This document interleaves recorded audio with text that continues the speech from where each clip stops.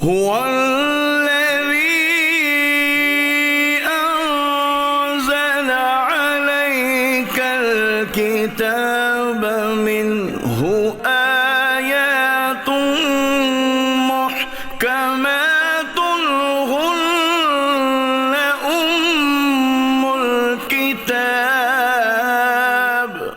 وہی ہے جس نے تم پر یہ کتاب اتاری، اس کی کچھ آیتیں صاف معنی رکھتی ہیں، وہ کتاب کی اصل ہیں۔ الحمدللہ رب العالمین والصلاة والسلام علی سید الانبیاء والمرسلین، اما بعد فاعوذ باللہ من الشیطان الرجیم، بسم اللہ الرحمن الرحیم۔ الصلاة والسلام علیک یا رسول اللہ وعلی آلک واصحابک یا حبیب اللہ۔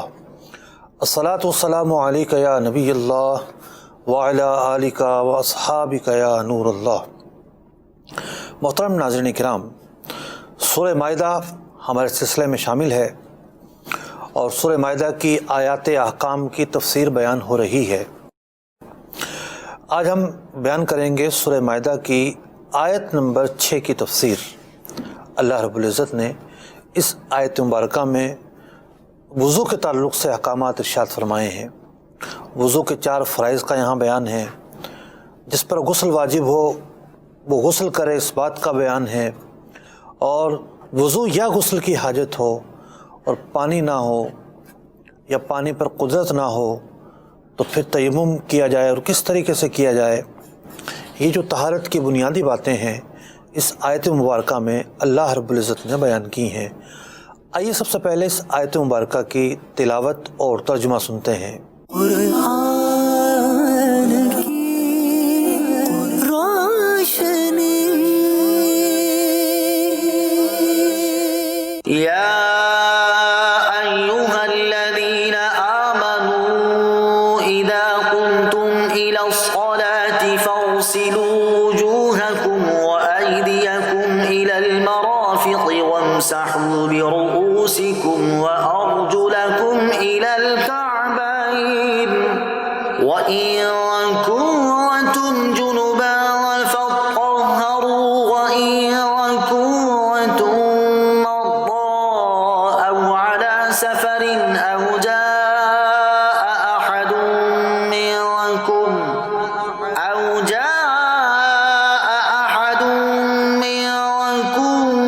من الغائط أو لامستم النساء فلم تجدوا ماء فتيمموا صعيدا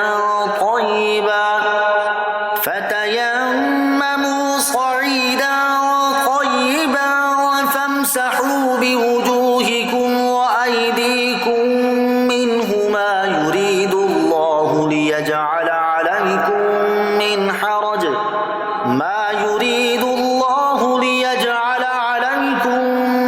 حرج ولكن يريد ليطهركم وليتم نعمته عليكم لعلكم تشكرون۔ اے ایمان والو، جب نماز کو کھڑے ہونا چاہو تو اپنے منہ دھو اور کوہنیوں تک ہاتھ اور سروں کا مسح کرو اور گٹوں تک پاؤں دھو، اور اگر تمہیں نہانے کی حاجت ہو تو خوب ستھرے ہو لو، اور اگر تم بیمار ہو یا سفر میں ہو یا تم میں کوئی قضائے حاجت سے آیا یا تم نے عورتوں سے صحبت کی اور ان صورتوں میں پانی نہ پایا تو پاک مٹی سے تیمم کرو، تو اپنے منہ اور ہاتھوں کا اس سے مسح کرو۔ اللہ نہیں چاہتا کہ تم پر کچھ تنگی رکھے، ہاں یہ چاہتا ہے کہ تمہیں خوب ستھرا کر دے اور اپنی نعمت تم پر پوری کر دے کہ کہیں تم احسان مانو۔ اس آیت مبارکہ کے ضمن میں کن نکات پر گفتگو ہوگی، آئیے اس کی فہرست ملاحظہ کرتے ہیں۔ قرآن کی روشنی۔ سورہ مائدہ کی آیت نمبر 6 کے تحت بیان کیے جانے والے نکات: نمبر 1، وضو کے 4 فرائض کا بیان۔ نمبر 2، وضو اور غسل کے مقاصد کیا ہیں۔ نمبر 3، غسل واجب ہو تو زیادہ طہارت کی حاجت ہوتی ہے۔ نمبر 4، وضو اور غسل کا متبادل تیمم کیا ہوتا ہے؟ نمبر 5، شریعت آسانی چاہتی ہے۔ محترم ناظرین کرام، اس آیت مبارکہ میں فرمایا گیا یا ایھا الذین آمنو، اے ایمان والو۔ اب علماء نے لکھا کہ یہ جو خطاب ہے یا ایھا الذین آمنو کا، یہ اس بات پر دلالت کرتا ہے کہ یہ آیت مدنی ہو، کیونکہ جو مدنی آیتیں ہوتی ہیں اس سے پہلے لگایا جاتا ہے۔ دوسرا سورہ مائدہ جو ہے وہ مدنی ہے اور آخری صورتوں میں سے ہے۔ نبی اکرم علیہ السلام نے خود ترغیب دی کہ جسے حلال و حرام کے مسائل سیکھنے ہیں وہ سورہ مائدہ کو پڑھے۔ تو اگر یہ مانا جائے کہ یہ آیت مبارکہ مدینہ منورہ میں نازل ہوئی تو ایک سوال کھڑا ہوتا ہے۔ وہ سوال یہ ہے کہ نماز تو مکہ مکرمہ میں فرض ہو چکی تھی۔ تو علماء نے اس بات کے مختلف جوابات دیے ہیں۔ ایک جواب یہ دیا ہے کہ ممکن ہے اس آیت کا یہ جو حصہ ہے یہ مکہ مکرمہ میں ہی نازل ہوا ہو، اور یہ ضروری نہیں ہے کہ یا ایھا الذین آمنو جہاں آئے گا وہ مدینہ منورہ ہی میں نازل ہوئی ہو۔ البتہ اس بات پر کسی کا اختلاف نہیں ہے کہ نماز جب سے فرض ہے وضو اس وقت سے فرض ہے، بلکہ جب نماز فرض نہیں تھی نبی اکرم علیہ السلام اس وقت بھی عبادت کیا کرتے تھے، نماز بھی ادا فرماتے تھے، اور نبی اکرم علیہ السلام وضو کا اہتمام فرمایا کرتے تھے۔ تو اس آیت مبارکہ میں فرمایا گیا اے ایمان والو اذا قمتم الی الصلاۃ، جب تم نماز کے لیے کھڑے ہو۔ اب قمتم کا جو لفظ ہے یہ قیام سے نکلا ہے، اور قیام کا معنی ہے کھڑے ہونا، کہ جب کوئی نماز کے لیے کھڑا ہو۔ مفسرین نے لکھا کہ یہاں ترجمہ یہ نہیں کریں گے کہ جب تم نماز کے لیے کھڑے ہو، بلکہ ترجمہ یہ کریں گے کہ جب تم نماز کا ارادہ کرو۔ مثال کے طور پر ایک آدمی جو ہے پیرالائز ہے، اپاہج ہے، اب وہ بیٹھ کر نماز پڑھے گا، اب وہ وضو کر لیتا ہے اور نماز پڑھتا ہے، تو کھڑا تو وہ ہوا ہی نہیں۔ تو جب کھڑا نہیں ہوا اور نماز پڑھنی ہے تو کیا اسے وضو کی حاجت نہیں ہوگی؟ نہیں، بلکہ یہاں مراد یہ ہے اذا اردتم الصلاۃ، کہ جب تم نماز کا قصد کرو، نماز کا ارادہ کرو، تو پھر نماز سے پہلے وضو کرنا پڑے گا۔ تو کیا نماز اور وضو لازم و ملزوم ہے؟ اس کا ایک جواب یہ کہ جی ہاں، جو وضو ہے وہ نماز کے لیے شرط ہے۔ وضو اگر نہیں ہوگا تو نماز ادا نہیں ہوتی۔ وضو کرنا نماز کے لیے ضروری ہے۔ دوسری بات علماء نے یہ بیان فرمائی کہ ایسا نہیں ہے کہ اگر کسی کا پہلے سے وضو ہے اور کوئی شخص با وضو ہے تو وہ ہر نماز کے لیے دوبارہ وضو کرے، یہ ضروری ہو۔ ایسا ہونا مستحب تو ہے، بہتر تو ہے، لیکن یہ ضروری نہیں ہے کہ وضو ہونے کے باوجود دوبارہ سے جو ہے کوئی وضو کرے۔ نبی اکرم علیہ السلام کی عادت مبارکہ تھی، آپ کی سنت مبارکہ ہے کہ آپ علیہ السلام ہر نماز کے لیے نیا وضو فرماتے۔ اکثر جو آپ نے اہتمام کیا وہ یہی کیا کہ ہر نماز کے لیے نبی اکرم علیہ السلام نیا وضو فرماتے، وضو ہونے کے باوجود وضو کرتے۔ بعض اوقات ایسا بھی ہوا کہ آپ علیہ السلام نے ایک ہی وضو سے کئی نمازیں پڑھیں۔ ایک حدیث مبارکہ فتح مکہ کے حوالے سے راوی لکھتے ہیں کہ فتح مکہ کے موقع پر نبی اکرم علیہ السلام نے ساری نمازیں ایک وضو سے پڑھیں اور موضوع پر آپ نے مسح فرمایا۔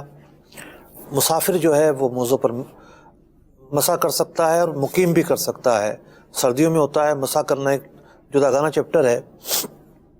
فقال له عمر، حضرت سیدنا عمر فاروق رضی اللہ تعالیٰ عنہ عرض گزار ہوئے، صنعت اليوم شیئا لم تکن تصنعہ یا رسول اللہ صلی اللہ علیہ وسلم، آج آپ نے ایک ایسا کام کیا ہے کہ آپ کی عادت مبارکہ نہیں ایسا کرنے کی۔ آپ نے فرمایا قال عمدن صنعتہ یا عمر، میں نے قصدن ایسا کیا ہے۔ نبی اکرم علیہ الصلوۃ والسلام نے بہت سارے اعمال قصدن اس لیے ترک فرمائے کہ فرض نہ ہو جائیں، واجب نہ ہو جائیں۔ تو پہلے سے اگر کسی کا وضو ہے تو نماز کا وقت آ گیا تو دوبارہ سے اس کو وضو کرنا ضروری نہیں ہے، اگرچہ کہ آیت مبارکہ کا جو سیاق ہے، جو ظاہر ہے، وہ یہ کہتا ہے کہ جب نماز کے لیے کھڑے ہو تو وضو کرو، لیکن اس کی تشریح کیا ہے وہ میں نے آپ کے سامنے بیان کی۔ تو فرمایا گیا کہ جب نماز کے لیے کھڑے ہو اپنے چہرے کو دھو۔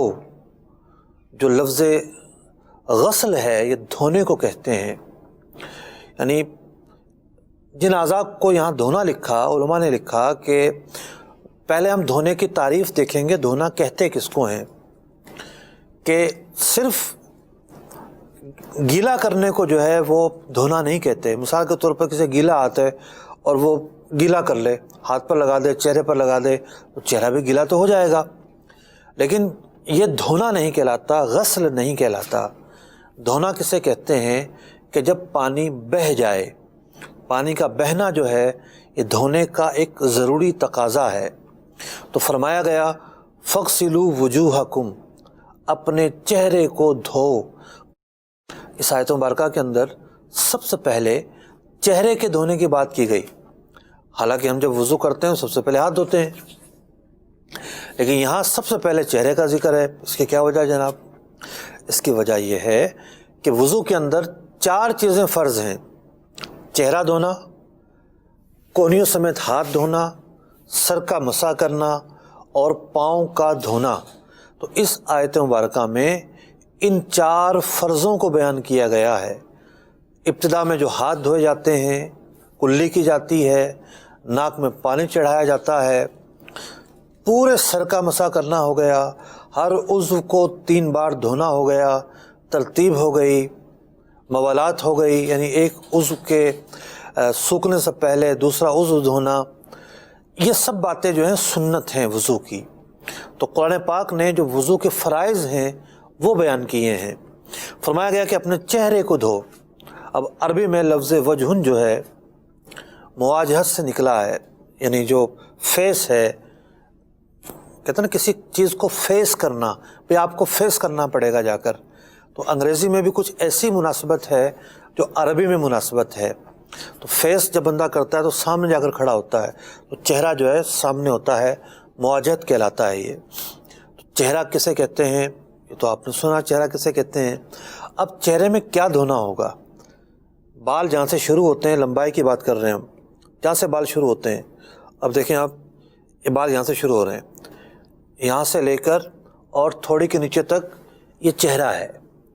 اور اگر چوڑائی کی بات کریں تو یہ کان ہیں، یہ کان سر کا حصہ ہیں، اسی لیے مسح میں جو ہے وہ کانوں کا مسح کرتے ہیں، لیکن کانوں کی جو لو ہے، ان دونوں لو کے درمیان جب لو پر ہاتھ رکھیں گے تو جبڑوں کی ہڈیاں معلوم ہوں گی، تو یہ چوڑائی کے اندر چہرہ ہے سارا۔ تو اس پورے چہرے کو دھونا ہے۔ البتہ داڑھی کا جو معاملہ ہے، مرد کی جب داڑھی نکلی ہوگی تو جہاں بال گھنے ہوں گے وہاں جلد کا دھونا فرض نہیں ہے، جیسے یہاں بال جو ہے وہ گھنے نہیں ہیں، تو جہاں بال گھنے نہیں ہیں وہاں جلد دھوئی جائے گی۔ یہ چہرے کے حوالے سے احکامات ہیں۔ تو فرمایا گیا فَاغْسِلُوا وُجُوهَكُمْ، جب نماز کے لیے کھڑے ہو تو اپنے چہرے کو دھو۔ اب دوسرا فرض بیان ہو رہا ہے، وَأَيْدِيَكُمْ إِلَى الْمَرَافِقِ، اور کوہنیوں سمیت اپنے ہاتھوں کو دھو۔ اب کونیاں جو ہیں یہ بھی ہاتھ دھونے میں شامل ہوں گی، یہ مطلب نہیں ہے کہ جناب کونیوں سے پہلے دھونا ہے، ایسا نہیں ہے۔ تو پانی اس پر بھی بہانا ہے۔ بہت سارے لوگ جو ہیں وہ کونیوں کے معاملے میں غفلت کرتے ہیں، ہاتھوں کو اس انداز سے دھوتے ہیں کہ اوپر جو ہے وہ صرف ہاتھ پھیر لیتے ہیں۔ پانی کا بہانا ضروری ہے۔ بعض نلکے اس طرح کے ہوتے ہیں کہ وہاں یا بیٹھنے کی پوزیشن ایسی ہوتی ہے یا بعض اوقات اگر بیسن میں وضو کر رہے ہیں تو جھکنا پڑتا ہے، تو کوہنیوں کے معاملے میں خاص احتیاط کی ضرورت ہوتی ہے، تو کوہنیوں سمیت جو ہے وہ ہاتھوں کو دھونا ہے۔ سردیوں کے اندر کیا ہوتا ہے کہ پانی جو ہے وہ جسم سے اس انداز سے سلپ ہوتا ہے کہ وہ پھیلتا نہیں ہے، تو علماء نے لکھا کہ ایک مرتبہ اگر سردیاں ہیں گیلے ہاتھ کو مس کر لیں، جو دھونے کی جگہ ہے چہرہ ہو گیا، پاؤں ہو گیا، ہاتھ ہو گیا، ایک دفعہ گیلا ہاتھ مس کر لیں گے تو ایک چکناہٹ پیدا ہو جائے گی اور پانی جو ہے وہ پھیل کر نکلے گا، تو کم پانی میں جو ہے وہ اعضاء بہتر طریقے سے دھل جائیں گے۔ فرمایا وَامْسَحُوا بِرُؤُوسِكُمْ، اور مسح کرو اپنے سر کا۔ یہ تیسرا فرض بیان کیا جا رہا ہے۔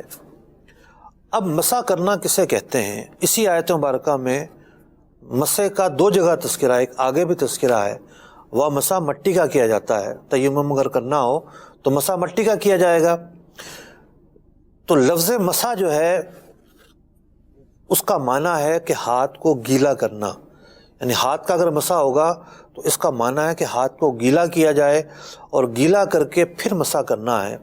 اگر کسی نے ہاتھ دھوئے ہیں، فتاوی عالمگیری میں لکھا ہوا ہے اور یہ بات بہار شریعت میں بھی ہے، کسی نے ہاتھ دھوئے ہیں، ہاتھ دھوئے بھی وضو کے لیے، ہاتھ دھونے کے بعد اس میں تری موجود تھی تو اپنا امامے کو رکھا اور سیدھا نیچے تک لے گئے، یہ مسح ہو گیا۔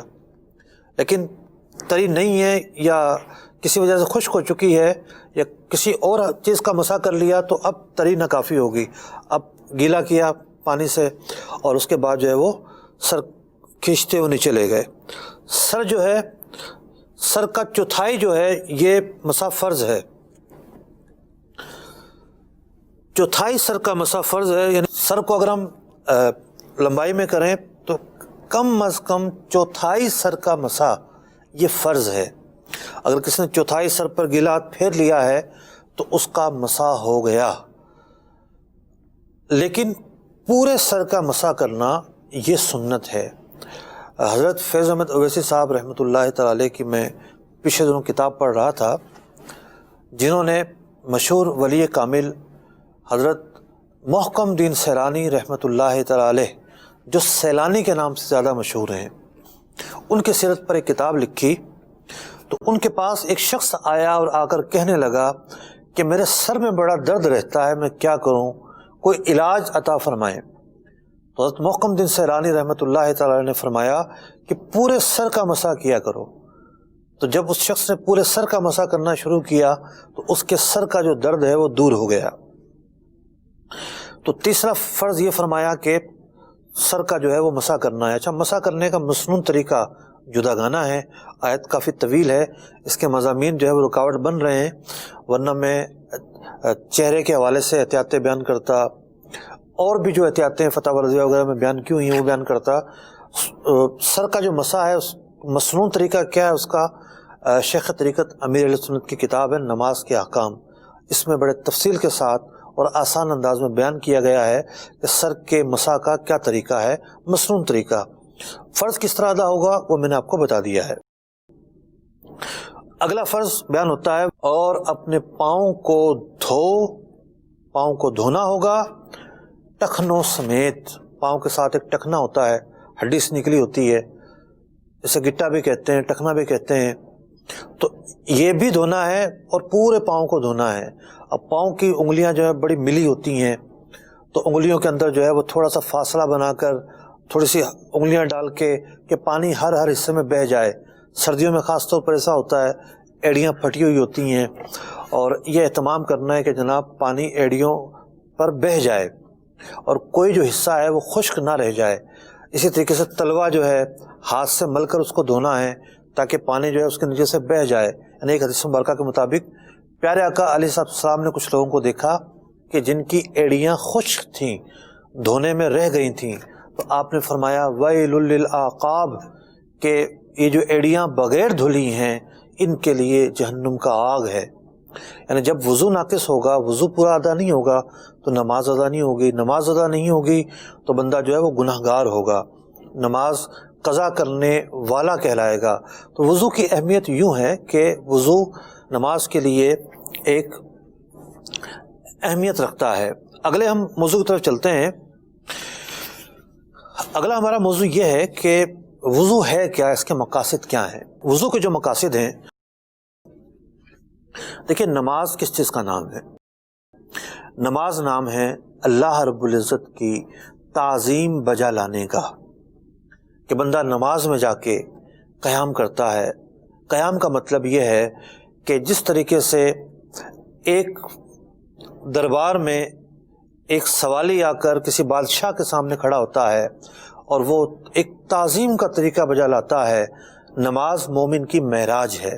نماز میں بندہ اللہ تبارک و تعالیٰ کی بارگاہ میں حاضری دیتا ہے۔ نمازی جب قیام کرتا ہے تو یہ اللہ کے حضور کھڑا ہوتا ہے، کھڑے ہو کر تعظیم بجا لاتا ہے، پھر رکوع کر کے اللہ تبارک و تعالیٰ کی بارگاہ میں جھکتا ہے، پھر سجدہ کر کے وہ طریقہ اختیار کرتا ہے کہ اس سے بہتر تعظیم کا کوئی طریقہ ہی نہیں ہے۔ تو نماز جو ہے مجموعی طور پر تعظیم کا نام ہے، بندہ اللہ رب العزت کی تعظیم کر رہا ہوتا ہے۔ تو وضو جو ہے اسی تعظیم کا حصہ ہے۔ وضو اسی تعظیم کا حصہ کس طرح ہے؟ دیکھیے اس آیت مبارکہ میں فرمایا گیا وَلَكِنْ يُرِيدُ لِيُطَهِّرَكُمْ، اللہ تعالیٰ یہ چاہتا ہے کہ تم پاکیزہ ہو جاؤ، وَلِيُتِمَّ نِعْمَتَهُ عَلَيْكُمْ، اور اللہ تعالیٰ نے جو پاکی کا حکم دیا ہے، وضو اختیار کرنے کا حکم دیا ہے، اور اللہ تعالیٰ نے جو غسل کے اختیار کرنے کا حکم دیا ہے، اللہ تعالیٰ یہ چاہتا ہے لِيُتِمَّ نِعْمَتَهُ عَلَيْكُمْ۔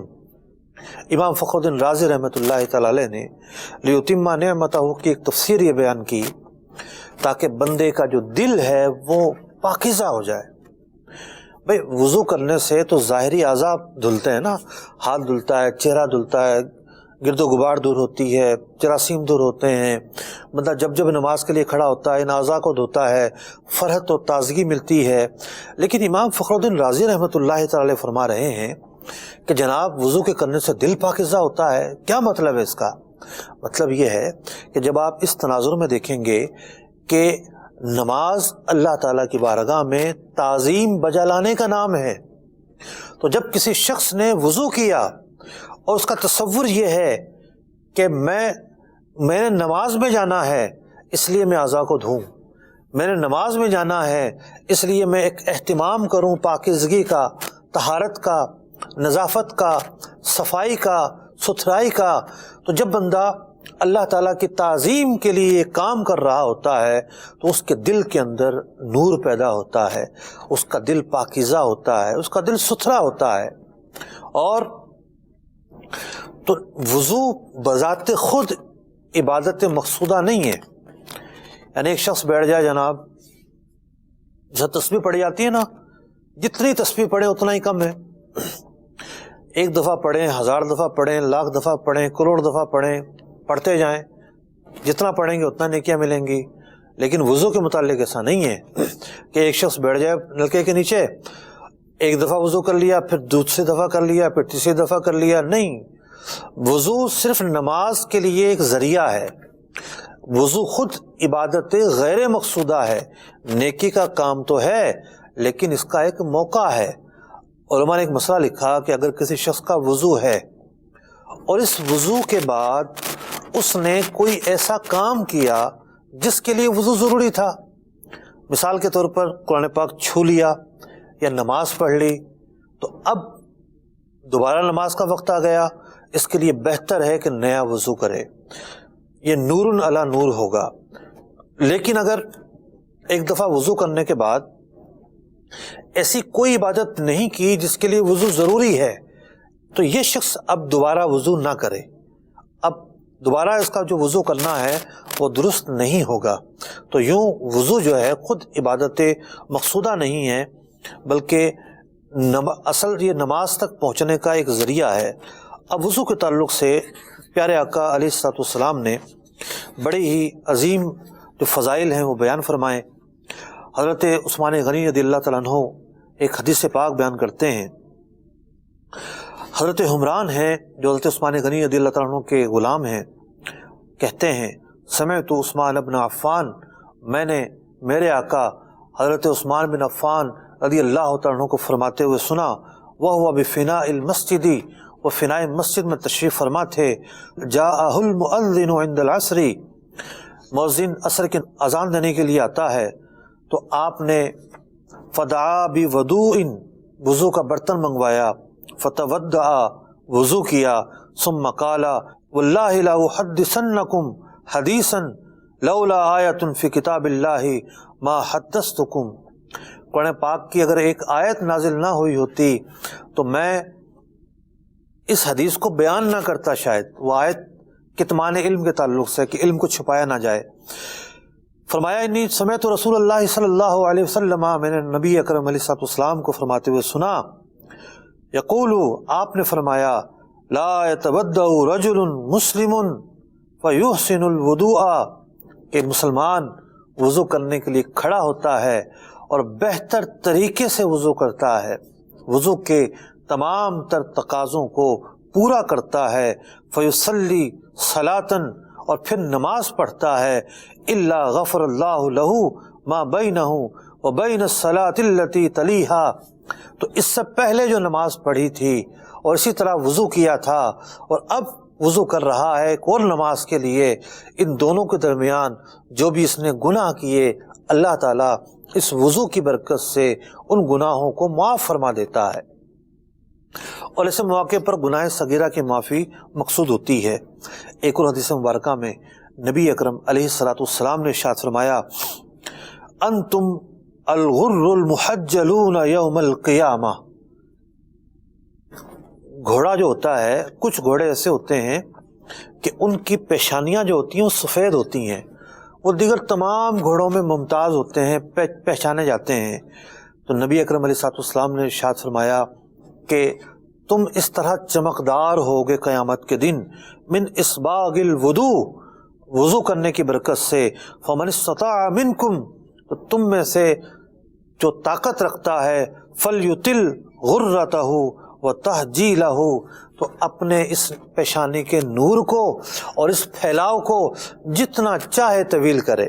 اور بعض روایتوں میں آیا کہ نبی اکرم علیہ الصلوۃ والسلام کے جو امتی ہیں، اعضائے وضو کی جو چمک ہے اور ان کا جو نور ہے، قیامت کے دن ان سے پہچانے جائیں گے لوگ۔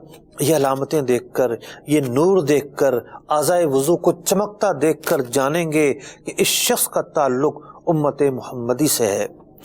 وضو جو ہے اس کے جتنے بھی فضائل بیان کیے جائے کم ہیں، اور آج ہم جو پروگرام کر رہے ہیں پوری دنیا کے اندر ایک عجب ماحول ہے، اور کرونا وائرس کی تباہی جو ہے وہ پھیلتی چلی جا رہی ہے۔ ہمارے شہر کراچی میں بھی جزوی طور پر لاک ڈاؤن کی سی صورتحال ہے، مارکیٹیں بند ہیں، اور کیا دیندار اور کیا وہ شخص جو ہمیشہ مذاق اڑاتا رہا کہ جناب ان مولانا لوگوں کو طہارت کے مسائل بتانے سے فرصت نہیں ہے، لوگ تو چاند پر پہنچ چکے ہیں، آج وہ سارے چاند پر پہنچنے والے طہارت کی اہمیت بیان کر رہے ہیں، ہاتھ دھونے کی اہمیت بیان کر رہے ہیں، صفائی اور ستھرائی کی اہمیت بیان کر رہے ہیں۔ تو بھائی دین اسلام نے تو یہ ساری باتیں پہلے سے بیان کی ہیں۔ ہاتھ جو ہیں وہ جراثیم کا سر چشمہ ہے، تو وضو میں سب سے پہلے تو ہاتھ دھوئے جاتے ہیں، اور ایک دفعہ نہیں دھوئے جاتے۔ مسلمان تو جو ہے وہ باوضو رہتا ہے، یعنی اولیاء کی صفت ہے یہ، اولیاء اکرام باوضو رہا کرتے تھے۔ نبی اکرم علیہ الصلوۃ والسلام کی عادت مبارکہ تھی، آپ باوضو رہا کرتے تھے۔ پیارے آقا علیہ الصلوۃ والسلام نے ایک مرتبہ حاجت ہوئی، آپ نے فراغت پائی اور پھر وضو کیا، تو صحابہ نے عرض کیا یا رسول اللہ صلی اللہ علیہ وسلم، نماز کا وقت تو نہیں تھا؟ آپ نے فرمایا کہ میں نے اللہ کا ذکر کرنا تھا۔ ایک شخص نے سلام کیا، آپ ایک ایسی جگہ تھے جہاں پانی نہیں تھا، تو پیارے آقا علیہ الصلوۃ والسلام نے کہا ٹھہرو، آپ دیوار کے پاس گئے، تیمم فرمایا اور پھر اس کے سلام کا جواب دیا۔ نبی اکرم علیہ الصلوۃ والسلام تو ہمیشہ طہارت اور پاکیزگی میں رہا کرتے تھے، اور یہ آپ کا ہم غلاموں کے لیے ایک پیغام تھا، ایک سبق تھا، ورنہ تو آپ کے بدن کی طہارت اور پاکیزگی کا کیا عالم ہے، جتنا بیان کیا جائے کم ہے۔ تو یاد رکھیے کہ طہارت کی دو قسمیں ہوتی ہیں، ایک ہوتی ہے حکمی طہارت، یعنی جب بندہ بے وضو ہوتا ہے تو اس کے اعضائے وضو پر ایک طرح سے حکمی نجاست آ جاتی ہے. جب وہ وضو کرتا ہے تو یہ نجاست دور ہوتی ہے. یہی وجہ ہے کہ علماء نے ایک مسئلہ بیان کیا کہ چھوٹا مطلب قلیل پانی ہے، جیسے بالٹی وغیرہ ہو گئی، بلے ڈرم ہو گیا، اس میں اگر بے وضو شخص ہاتھ ڈال دے تو یہ پانی کیا کرے گا کہ اس کا یہ جو ہاتھوں کا کی نجاست ہے وہ دور کر دے گا. اب اس کے ہاتھ یہ دھلے ہوئے ہو گئے. اب چونکہ اس پانی نے ہاتھوں کی نجاست کو دور کیا ہے، یعنی حکمی نجاست کو، اب وہ پانی اس قابل نہیں رہا اس سے وضو کیا جا سکے. اب کوئی شخص یہ سوال کرے گا کہ جناب آپ کیسا مسئلہ بتا رہے ہیں؟ ہم میمون مسجد جاتے ہیں بورڈر مارکیٹ میں، اور تو تالاب بنا ہوا، اتنا بڑا تالاب ہے، اور وہاں سب ہاتھ ڈال کے وضو کر رہے ہوتے ہیں. اگر یوں ہاتھ ڈالنے سے پانی ایسا ہو جائے اس سے وضو نہیں ہو سکتا، سب ہاتھ کیوں ڈالتے ہیں؟ تو میں نے اس لیے بیان کیا جہاں قلیل پانی ہو. یہ دو اصطلاحات ہیں وضو کے باب میں، ایک قلیل پانی اور ایک کثیر پانی. 15x15 کا جو حوض ہے وہ بڑا حوض کہلاتا ہے، تو یہ تقریباً 225 اسکوائر فٹ بن جاتا ہے. تو اب ایسا جو پانی ہے وہ اس کے اندر اگر کوئی ناپاکی بھی گر جائے تب بھی وہ پاک رہتا ہے، وہ ناپاک نہیں رہتا، سوائے اس کے کہ ناپاکی نظر آ رہی ہو تو اس کو الگ سے ہٹا دیں گے. تو دو پانی ہوتے ہیں. اگر پانی وہ کثیر کی تعریف پر پورا اتر جائے، کوئی تالاب وغیرہ، تو اس میں اب ہاتھ ڈالا جا سکتا ہے. لیکن جو قلیل پانی ہے، گھروں میں عام طور پر قلیل پانی ہوتا ہے، تو اس میں ہاتھ ڈالنے سے وہ بے وضو نے ہاتھ ڈالا تو وہ پانی مستعمل ہو جائے گا، اب اس سے وضو نہیں کر سکتے.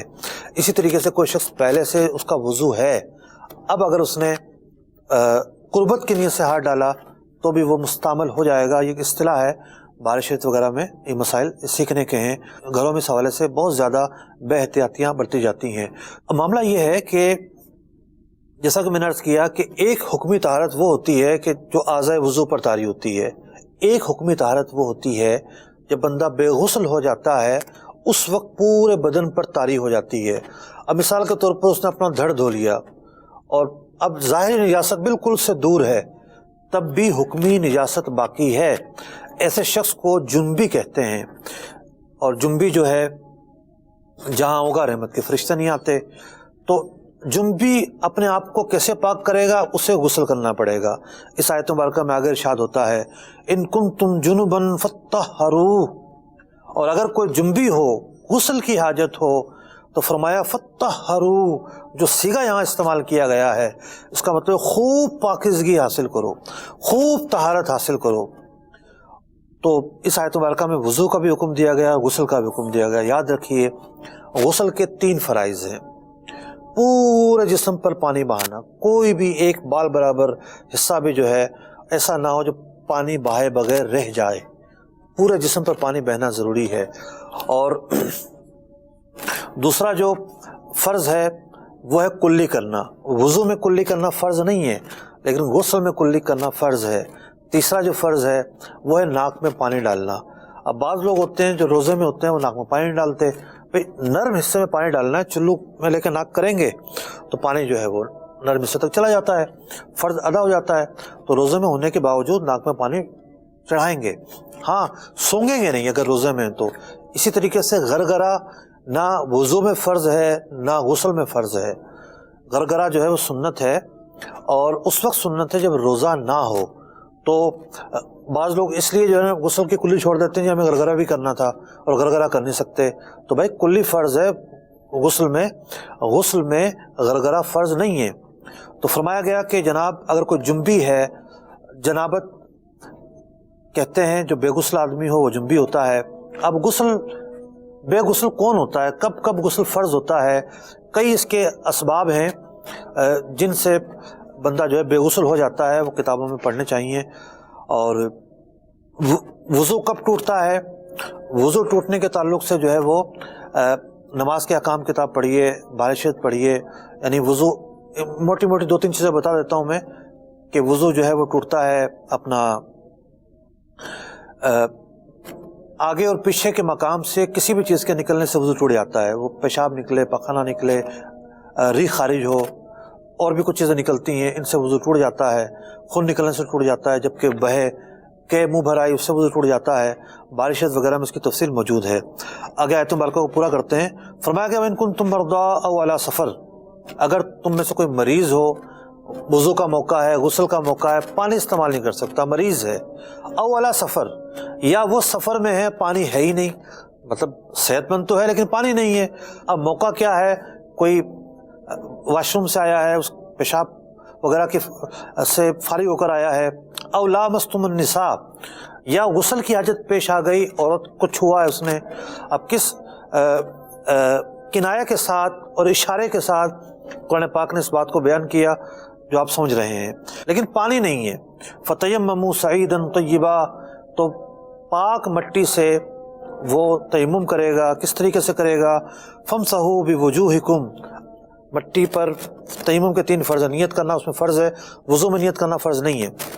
ہاتھ مارے گا مٹی پر، ہاتھ مارنے کے بعد پورے چہرے کا مسح کرے گا، پھر ہاتھ مارے گا اور دونوں ہاتھوں کا پورا مسح کرے گا، پورے طریقے سے مسح کرے گا۔ تو فرمایا تو ان ہاتھوں سے جو ہے وہ چہرے کا مسح ہوگا اور ہاتھوں کا مسح ہوگا۔